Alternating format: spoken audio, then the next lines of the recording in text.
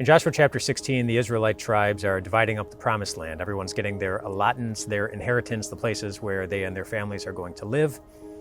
And in Joshua chapter 16, it's the tribes of Ephraim and Manasseh, who are the sons of Joseph, who was the son of Jacob, who are getting their allotments, their inheritance. I think it's worth remembering here just how those guys got their names. Manasseh and Ephraim, the sons of Joseph. They were born to Joseph while he was in Egypt.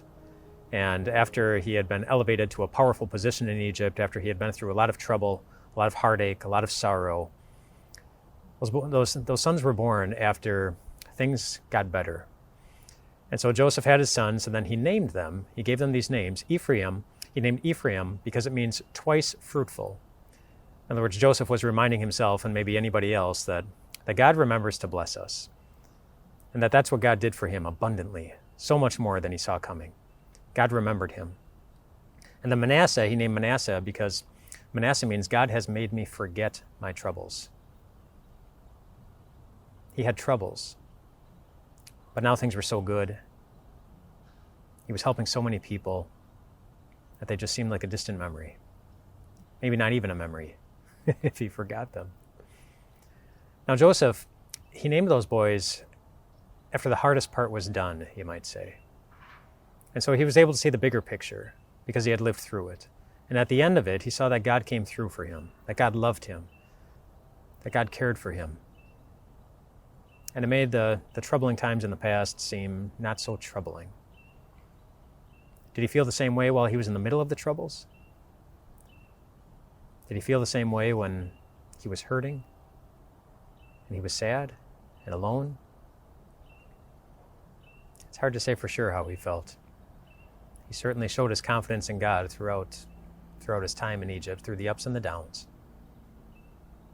But he certainly could have, because that's who his God has always been. He gave him those names because he had the bigger picture, the perspective. And I want you to know that you have a similar perspective.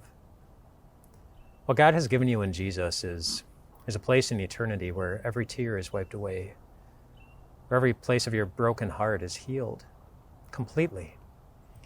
A friend of mine just wrote a new song, and in one of the verses of the song, he tries to put this into perspective, like what will we think about when we are in eternity? And in the second verse of his song, he says, who knows 1,000 years from now, who knows the joy I'll see? Will I have scratched the surface? Will I grasp eternity? Will I recall the questions then that trouble me today? Will it be worth comparing with eternity's weight? And that line near the end, the one that says, will I recall the questions then that trouble me today? I don't know. I don't know if you'll recall the things that now make you worried or sad or afraid. I don't know if you'll remember that you had those thoughts. But I do know this. They won't trouble you one bit.